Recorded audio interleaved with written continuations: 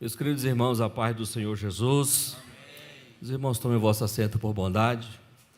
Quero louvar a Deus pela oportunidade que o Senhor nos concede de estarmos aqui essa noite com os meus irmãos, com a igreja a qual tem nos acolhido com tanto amor e com tanto carinho.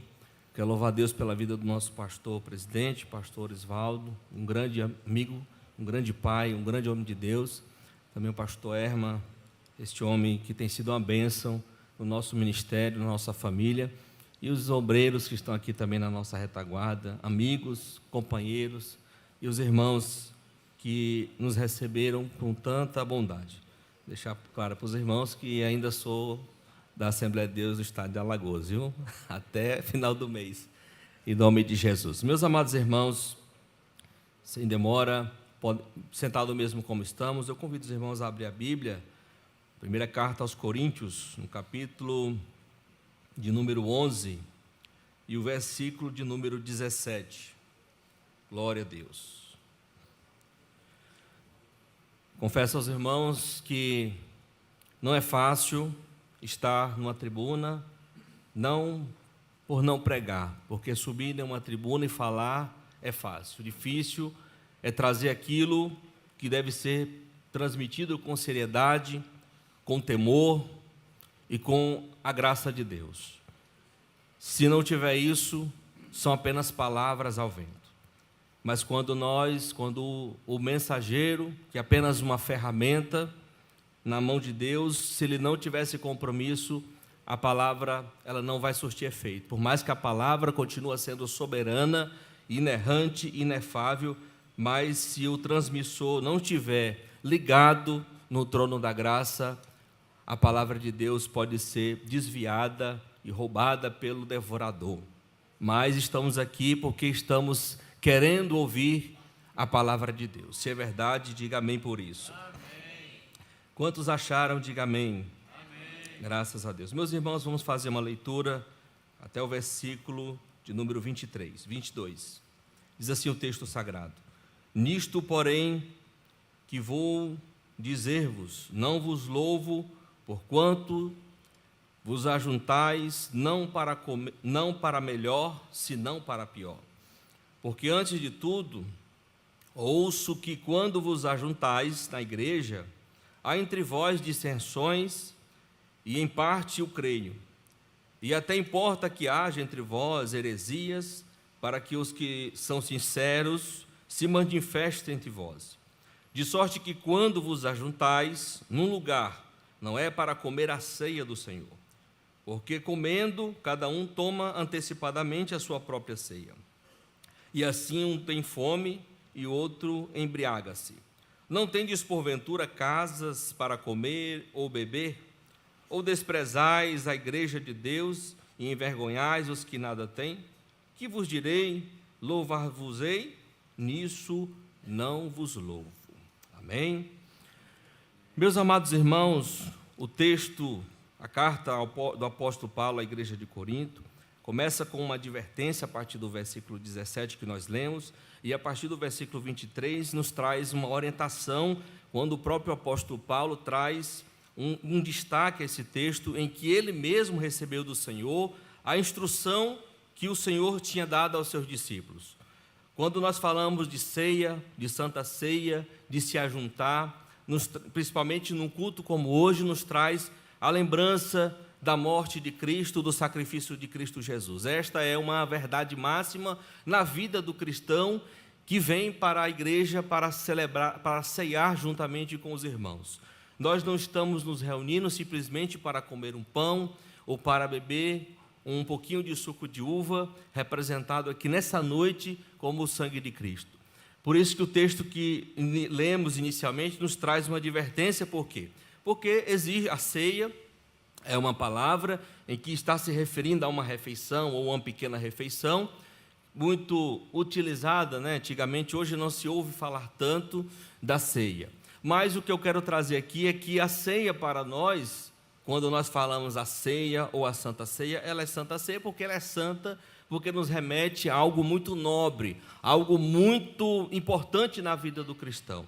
Nós não estamos aqui simplesmente para cumprir um rito, porque este é um dos cultos mais importantes em nossas vidas. Bom seria se nós pudéssemos estar todos os dias lembrando da morte de Cristo. Bom seria se nós pudéssemos todos os dias estar ceando. E pode cear mais de uma vez? Pode, porque a ceia é um memorial que nos remete ao sacrifício da cruz, que nos deu a vida através da morte do Senhor. O sangue que nos purificou, as suas pisaduras, por elas fomos sarados, e é por isso que temos que lembrar. E a lembrança nos traz o quê? Nos traz a gratidão e nos traz a rendição ao nosso Senhor. Muitas das vezes nós ouvimos muitas palavras de efeito, mas uma das que eu gosto, que eu gosto para mim, é que só é grato quem tem memória. Quando você tem memória, você é grato a Deus. Meus amados irmãos, quando nós olhamos aqui esse texto, e a partir do versículo 23, depois de ler do 17 ao 22, o apóstolo Paulo começa dizendo: porque eu recebi do Senhor o que também vos ensinei, que o Senhor Jesus, na noite que foi traído, tomou o pão, e tendo dado graças, o partiu e disse: tomai e comei, isto é o meu corpo, que é partido por vós. Eu quero aqui abrir um parênteses. Perceba que o apóstolo Paulo começa a narrar, a descrever aquilo que os discípulos viveram presencialmente, juntamente com Cristo, na ceia que Cristo tanto esperava. Quando Jesus se reúne com os discípulos, Jesus diz: desejei muito ter convosco este momento. Jesus estava desejoso porque a ceia que Jesus reuniu não era uma ceia simplesmente para comer ou para beber. Era algo que iria marcar a vida, não só dos discípulos, mas a vida da igreja até nos dias de hoje. E eu quero trazer essas reflexões, porque nos dias que estamos vivendo, uma das coisas que mais tem sido atacada nos nossos dias são os sacramentos ou as coisas santas que o Senhor Jesus deixou para que fosse praticada até os dias de hoje. E a ceia, o ato de ceiar, o ato de lembrar, fazer isto em memória de mim, é uma ordenança até que Ele venha. E essa ordenança tem sido deturpada, tem sido descaracterizada e desmoralizada, com pessoas que pegam esse ato tão sagrado e deturpam ele. Fazem com que pessoas tomem de qualquer maneira, divulgam ou descaracterizam os elementos sagrados que remetem à morte da cruz. A ceia não é simplesmente comer o pão ou beber o cálice. Eu quero aqui trazer, para que vocês entendam o contexto, que existem vários tipos de ceias. A Bíblia remete a algumas ceias. Como está se falando de um pequeno jantar, ou uma pequena alimentação, nós temos movimentos ou concentrações de que são comunhão, alguns são para deturpar a vida dos outros, ou seja, uma reunião em que as pessoas se reúnem para tratar algum assunto, não deixa de ser um momento de uma concentração. E eu quero trazer aqui 7 tipos de ceia dentro da Bíblia Sagrada, que nos remetem à reflexão de que quando nós viermos cear, quando nós viermos pegar no pão e pegar no cálice, que nós venhamos ter primeiro o temor a Deus, segundo, a memória da cruz, e terceiro, saber que Ele vai voltar. Se você cear sem o temor, sem a lembrança da cruz e sem a esperança da volta dele, você está simplesmente comendo um pão e bebendo um suco de uva. Nada vai remeter na sua vida. Aleluia. A ceia que foi deixada para nós, ou seja, o ato de cear, não é a ceia, mas é o ato de cear, nos traz a lembrança. Cristo disse e ordenou: fazer isto em memória de mim. O nosso pastor pregou em algumas vezes aqui sobre memoriais, sobre monumentos que remetem à história ou a pessoas importantes. Mas o interessante é que este memorial não é algo que se deixa no museu, ou que se deixa numa praça, ou que se deixa na entrada de uma cidade. Mas este memorial é algo que deve estar cravado em nossas mentes e nos nossos corações. Aleluia, porque esta é a mensagem evangelística nos últimos dias. Devemos anunciar a Cristo até que Ele volte. E uma das ferramentas de anunciar a Cristo é a ceia do Senhor. Mas anunciar a ceia do Senhor conforme é o seu propósito e o seu alvo. A ceia do Senhor é uma mensagem evangelística. A ceia do Senhor não é uma mensagem somente para a igreja. Porque quando nós estamos aqui celebrando este ato, estamos anunciando, estamos falando da cruz, estamos falando do sacrifício, estamos falando do que Cristo sofreu por nós para alcançarmos a salvação que foi de graça. Ela foi nos dada de graça.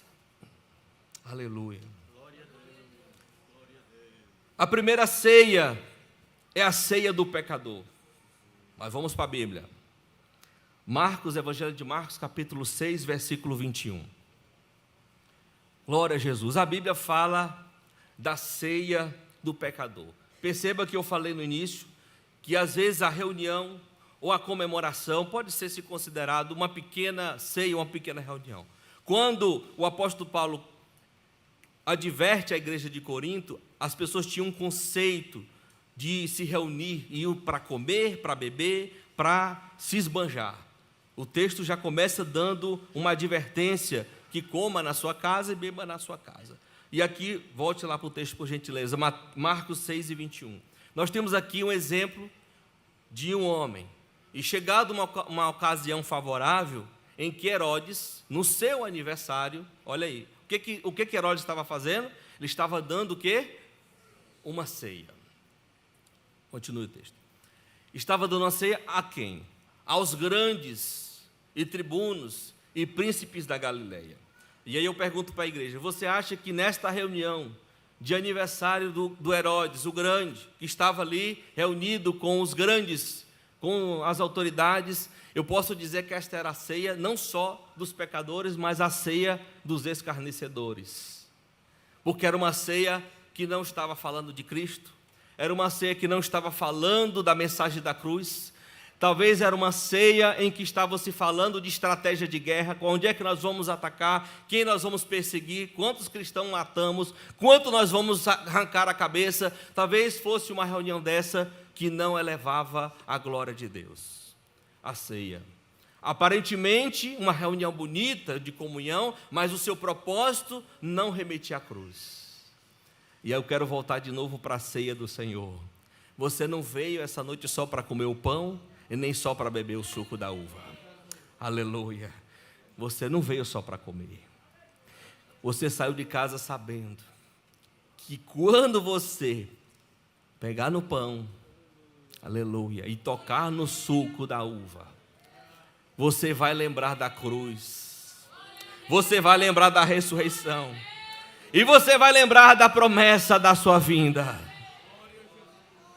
A igreja não está reunida para montar estratégia de guerra, para perseguir ninguém. A nossa reunião essa noite é uma reunião de comunhão, mas acima de tudo, o nosso principal motivo da reunião essa noite é anunciar a vinda do Senhor. Anunciar a vinda do Senhor. A morte do Senhor anuncia a sua vinda. Aleluia. É a ceia dos pecadores. E aí eu quero trazer aqui um paralelo para os dias de hoje. Tem pessoas que se reúnem, meus irmãos, que se reúnem, às vezes, chamam a pessoa, vamos na minha casa fazer um churrasco, fazer um café, e esbanja a mesa, e aí aquela reunião, ao invés de ser uma reunião de comunhão, se torna uma reunião de fofoca, de contendas. Essa reunião, ela não edifica em nada, mas é uma ceia, é uma reunião. Aparentemente parece ser um ato bonito, um ato agradável, porque você vai se reunir, mas o seu propósito não prospera. A segunda ceia, a ceia do Evangelho. Lucas capítulo 14 e o versículo 16. Também tem a ceia que você vai buscar os pobres, os aleijados, os que estão nos becos, os que estão esquecidos, os que não têm entrada VIP na festa, os que foram esquecidos. É a ceia do Evangelho, a ceia que prega o Evangelho. Aleluia. Eu não vou ler todo o texto, mas vamos ler somente o versículo de número 16. Porém, ele lhe disse, um certo homem fez uma grande ceia. O contexto vai falar de uma grande ceia em que os seus convidados não eram os pobres. Mas depois o texto vai dizer que ele convidou e chamou muito. Como não tinha muito, ele foi buscar onde? Foi buscar os aleijados, os pobres, os que estavam na sarjeta.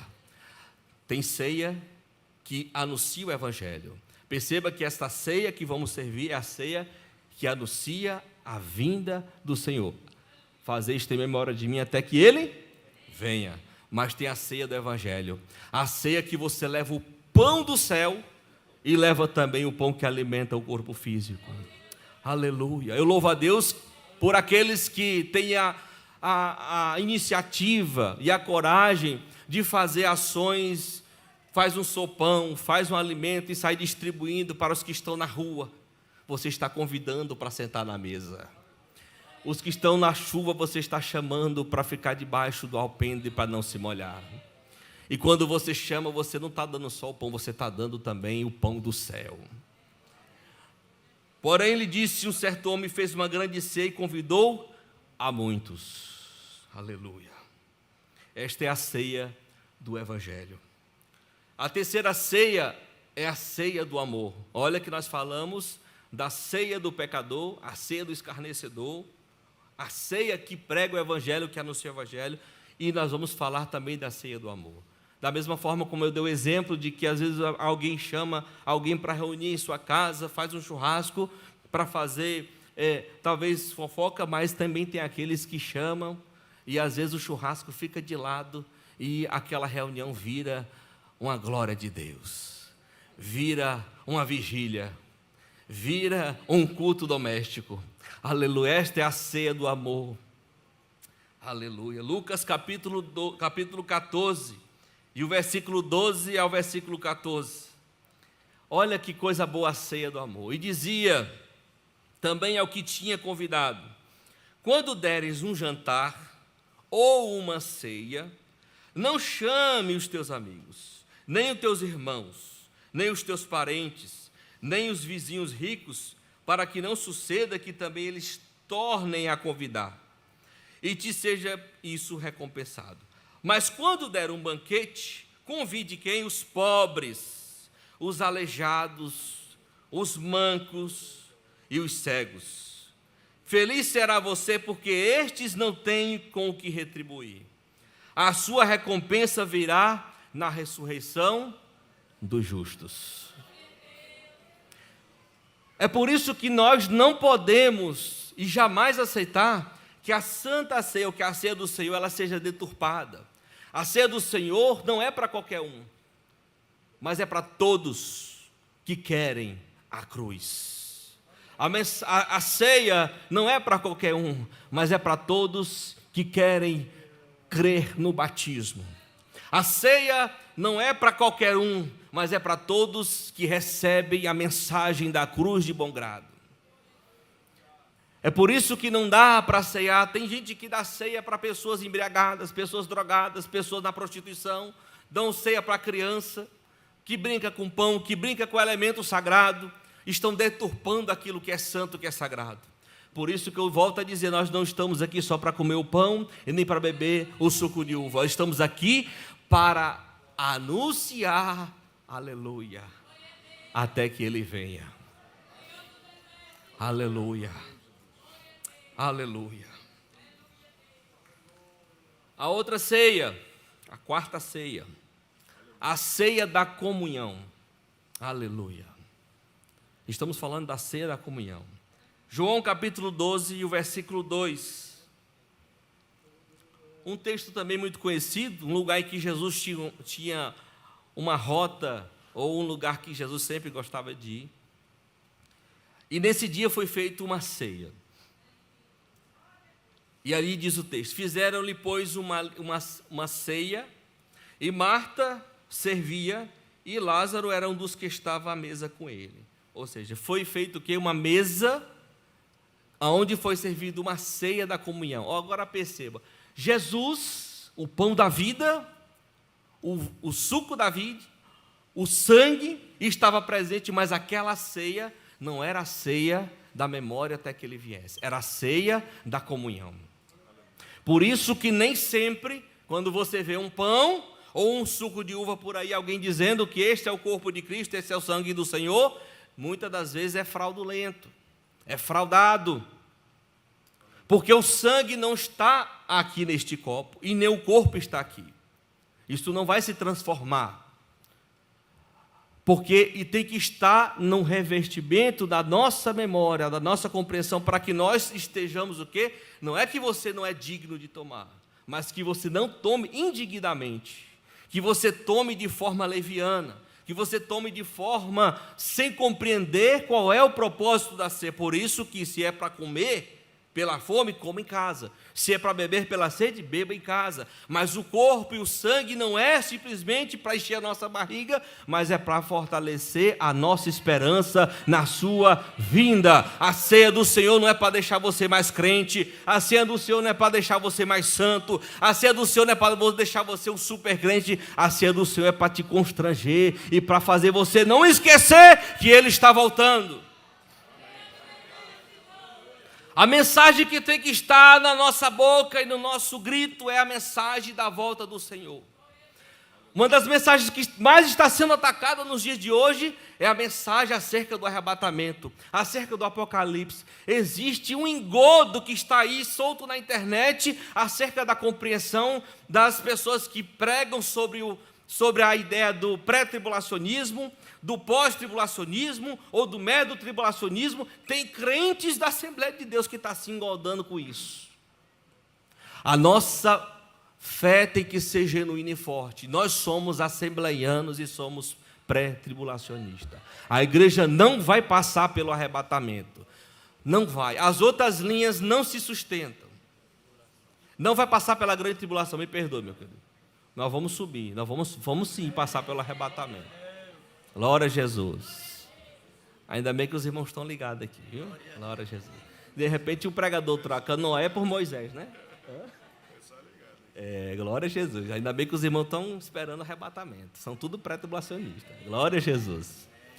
Aleluia. Tem uns que estão dizendo que já estamos vivendo as taças da ira de Deus, ou seja, os selos de Deus estão sendo abertos. Tem crente que acredita nisso, né? Olha para o céu, está vermelho, o fogo vai descer do céu. Meu irmão, vai estudar a Bíblia. Aleluia. A ceia do Cordeiro. Oh, glória. Essa é a ceia tão esperada. Aleluia. Apocalipse capítulo 19 e o versículo 9. A ceia da borda do Cordeiro. Da borda do Cordeiro. Diz lá o texto. E disse-me, escreve: bem-aventurado aqueles que são chamados para quê? A ceia de quê? Do Cordeiro. Aleluia. Essa é uma ceia diferente. Aleluia. Quando nós vamos olhar a forma que é descrita pelo apóstolo Paulo e a forma que Cristo ensinou, transmitindo os elementos acerca do pão, quando nós falamos da ceia, quando nós vamos olhar a ceia judaica, os elementos eram outros, o propósito era outro. Mas quando Cristo reúne com os discípulos, o propósito, Jesus deu o enfoque nos dois elementos, o corpo e o sangue. Perceba que Cristo deu. Ele pegou e deu o corpo e deu o sangue.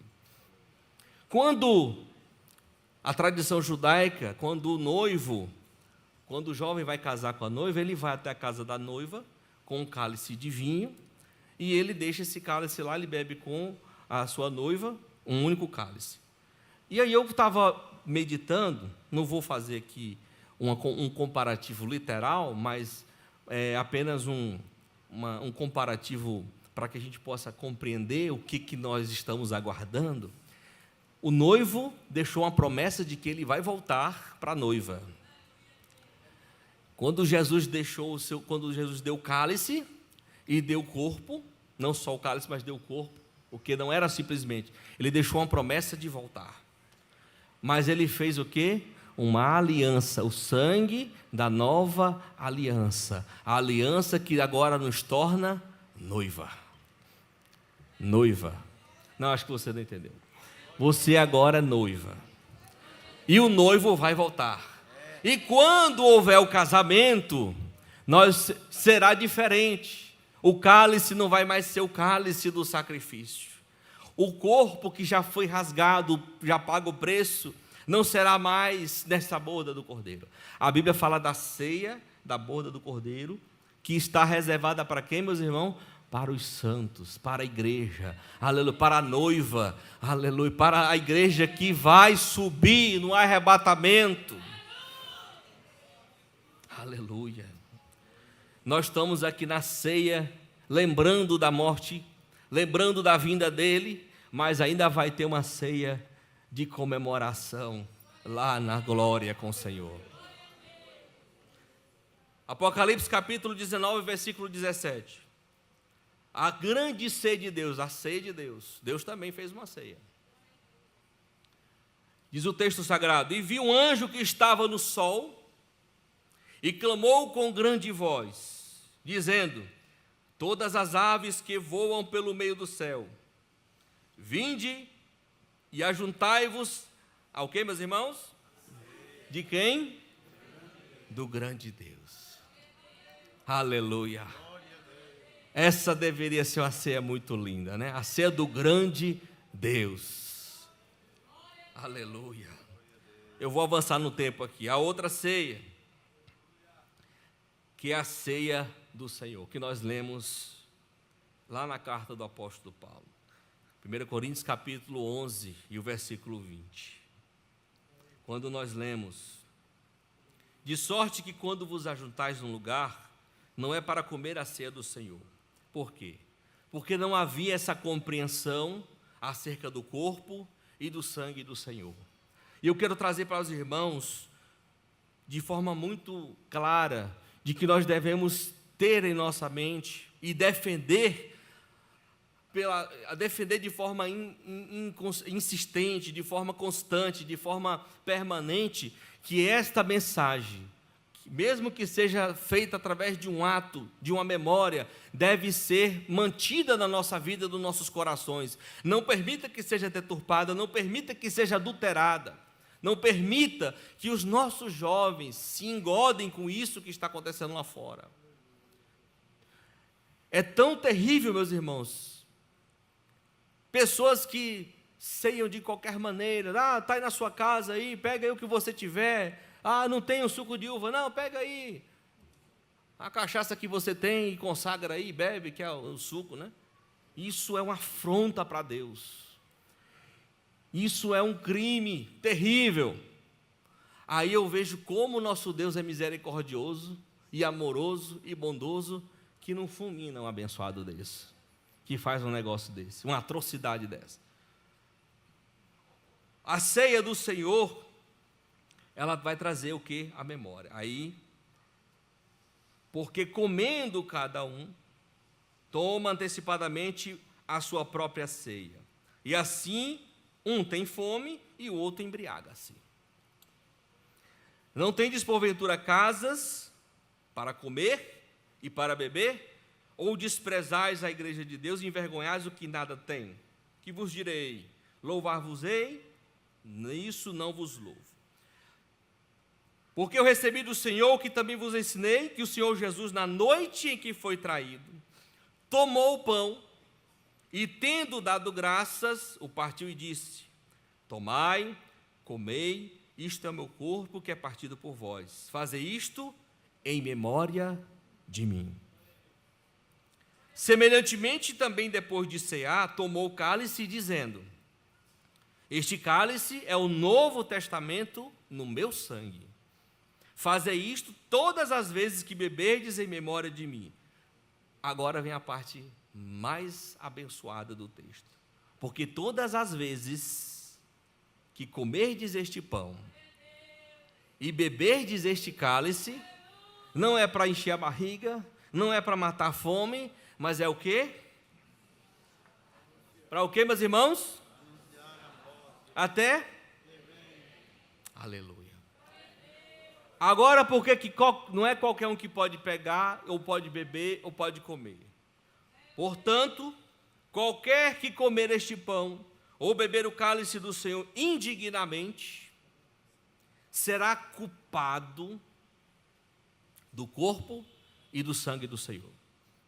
O texto continua dizendo: examine-se, pois, o homem a si mesmo, e assim coma deste pão e beba deste cálice. Porque o que come e bebe indignamente, não é que a pessoa não tem dignidade, ela está comendo e bebendo indignamente. Por quê? Porque ela não soube discernir o corpo do Senhor. Ela apenas se reuniu numa reunião, comeu um pedaço de pão e bebeu um cálice. Você acha que um embriagado, um alcoólatra, bêbado, vai pegar no pão e no corpo e no sangue, de forma que ele venha ter a consciência do que ele está comendo? Não. Porque se ele tivesse a consciência, ele nem pegava no pão e nem pegava no cálice. E essa pessoa que faz o quê, meus irmãos? O que vai acontecer com ela? Ela vai comer e beber o quê?